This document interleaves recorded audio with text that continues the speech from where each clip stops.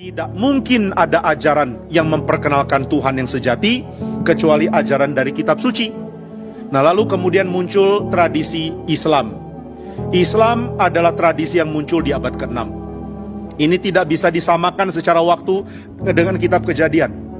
Saudara, kalau ditanya sama orang, menurutmu bagaimana saya mesti beriman kepada Tuhan yang sejati? Mana sumber yang sejati? Maka kalau orang Islam diskusi dengan saudara, dia mengatakan, saya bukan orang Kristen, saya bukan orang Yahudi, saya orang Islam. Dan sebagai orang Islam saya punya kitab suci. Saudara mesti tanya ke dia, apakah kitab sucimu berdiri sendiri? Apakah kitab sucimu merupakan satu hal yang utuh, atau merupakan bagian dari kitab suci lain? Islam percaya bahwa Quran adalah wahyu yang belakangan, yang terakhir menurut mereka. Nah, kalau Quran adalah wahyu yang terakhir, berarti ada edisi yang sebelumnya.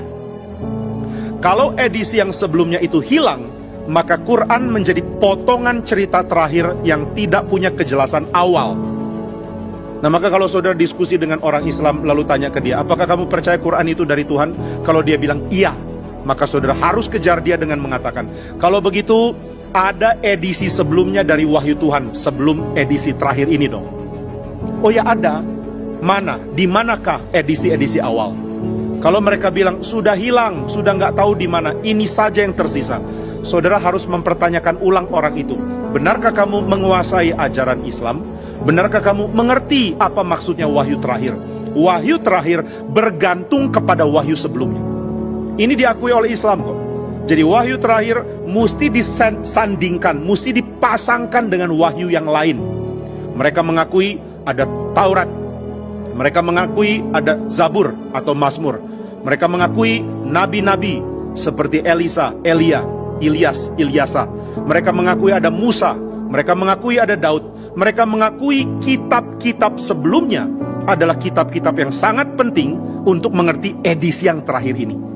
Nah, maka saudara bilang kepada orang yang menganut ajaran Islam, kalau kamu percaya Quran adalah terakhir, kamu nggak bisa baca itu langsung.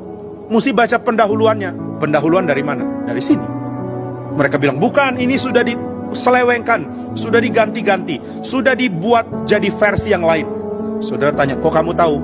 Sudah saya tahu. Tahu dari mana? Karena itu ada di dalam kisah dari khotbah yang saya dengar.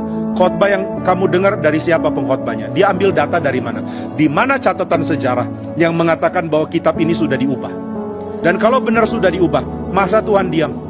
Tuhan berikan wahyu terakhir tanpa berikan wahyu sebelumnya.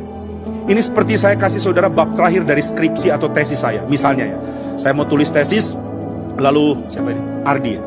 Ardi jadi dosen pembimbing saya. Saya kasih tesis, ini Pak, bab kesimpulan. Ardi tanya, bab pendahuluan mana? Sudah dihilangkan. Ya cari dong, saya nggak peduli. Kalau kamu kasih bab terakhir, kasih bab pertama supaya saya ngerti. Bab pertama, kedua, ketiga, keempat. Baru saya bisa mengerti bab kelima. Nah saudara, apakah benar ya? Tuhan kasih wahyu terakhir, lalu mengatakan cari sendiri awal-awalnya. Nggak mungkin. Maka sebenarnya kalau saudara diskusi dengan baik dengan orang Islam, saudara harus mengatakan kepada mereka, engkau mesti baca ini. Kalau engkau tidak mau baca ini, tolong tunjukkan kitab mana yang Tuhan kasih untuk dunia, yang menjadi awal dari Quran. Mana? Harus ada dong. Karena kalau tidak terlalu jahat untuk berikan wahyu final tanpa wahyu pendahuluan.